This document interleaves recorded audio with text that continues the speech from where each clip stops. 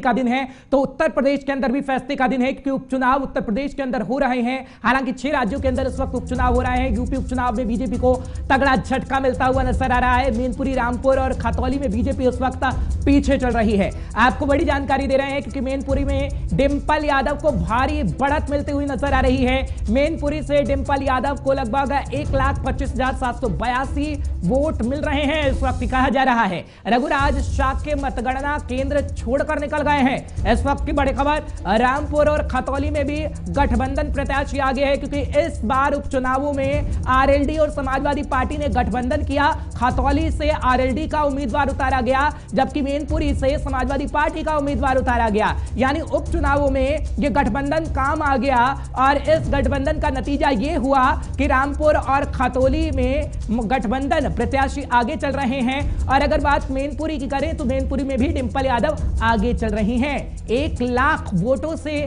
ज्यादा तकरीबन आप कह सकते हैं कि वो आगे चल रही हैं। और रघुराज शाह के जो बीजेपी के उम्मीदवार हैं मैनपुरी से, वो मतगणना केंद्र से ही चले गए हैं। ये भी खबर इस वक्त आ रही है। बड़ी खबर आपको उत्तर प्रदेश से बता रहे हैं, क्योंकि 11,000 वोट से आगे खतौली में आरएलडी के उम्मीदवार इस वक्त चल रहे हैं। हालांकि काफी गहमा गहमी भी देखने को मिली, क्योंकि जब मैनपुरी के अंदर ये प्रत्याशियों का तय करने का जिम्मा आया अखिलेश यादव पे, तो अखिलेश यादव बड़े कश्मकश में थे। हालांकि उस वक्त खबरें ये भी आई कि शिवपाल यादव बीजेपी में जा सकते हैं, क्योंकि चाचा को नहीं, वो अपनी पत्नी यानी डिंपल यादव को मैदान में उतारेंगे। और ऐसा हुआ भी, लेकिन चाचा भतीजा एक हुए और उसका परिणाम यह हुआ कि डिंपल यादव 1,25,000 वोटों से आगे इस वक्त नजर आ रही हैं। आपको इस वक्त की ताजा जानकारी और बड़ी खबर दे रहे हैं कि तीनों सीटों पर, यानी 2 विधानसभा सीट और 1 लोकसभा सीट पे जब उपचुनाव हो रहे हैं इस वक्त तो उत्तर प्रदेश के अंदर,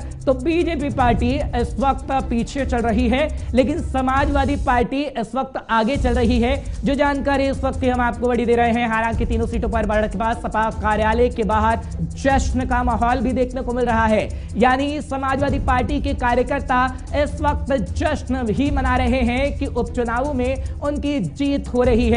फिलहाल आपको बता रहे हैं कि किस तरीके से समाजवादी पार्टी अभी आगे निकलते हुए नजर आ रही है रुझानों में, लेकिन ये कहा जा रहा है कि नतीजा आने तक अभी इंतजार करना होगा। लेकिन हां, ये कह सकते हैं कि मैनपुरी सीट समाजवादी पार्टी की होने जा रही है। और एंड वक्त पर जब हमने देखा कि परिवार एक हुआ तो काम आ गया ये पैंतरा, और मैनपुरी सीट पर 1,25,000 वोटों से आगे इस वक्त डिंपल यादव नजर आ रही हैं। फिलहाल आपको कुछ तस्वीरें भी दिखा रहे हैं कि किस तरीके से वहां पर माहौल बना हुआ है, क्योंकि समाजवादी पार्टी के जो कार्यकर्ता हैं इस वक्त जश्न मना रहे हैं और उन्हें पूरी उम्मीद है कि इस वक्त जब 3 सीटों पर 2 विधानसभा और 1 लोकसभा सीट पर उपचुनाव हो रहा है तो इसमें जीत समाजवादी पार्टी की ही होगी। हालांकि पूरे समीकरण को ध्यान में रखते हुए यहां पर प्रत्याशी उतारा गया था, क्योंकि अगर हम बात करें मैनपुरी की तो डिंपल यादव को यहां से उतारा गया, क्योंकि यादवों का दबदबा मैनपुरी पे सबसे ज्यादा है। लेकिन शाह के उम्मीदवार बीजेपी की तरफ से उतारा गया, क्योंकि लगभग कहा जाता है कि 40% जो मतदाता है मैनपुरी का वो शाह के समाज से आता है। तो जातिगत समीकरण में साधने की कोशिश की गई, लेकिन अखिलेश यादव का पैंतरा काम आ गया है और इस वक्त डिंपल यादव जीतती हुई नजर आ रही हैं। आपको इस वक्त की ताजा जानकारी और बड़ी खबर दे रहे हैं कि किस तरीके से पार्टी कार्यालय में जमावड़ा अब कार्यकर्ताओं का लगना शुरू हो गया है, क्योंकि ये तय हुआ था कि खतौली सीट पर आरएलडी का उम्मीदवार उतरेगा। हालांकि जो 2 सीटें हैं रामपुर और मैनपुरी, वहां पर समाजवादी पार्टी का उम्मीदवार होगा। हुआ भी ऐसा ही, और अब नतीजों में भी यही झलक रहा है कि गठबंधन काम आ गया और इस वक्त खतौली से भी आगे आरएलडी का उम्मीदवार चल रहा है। आपको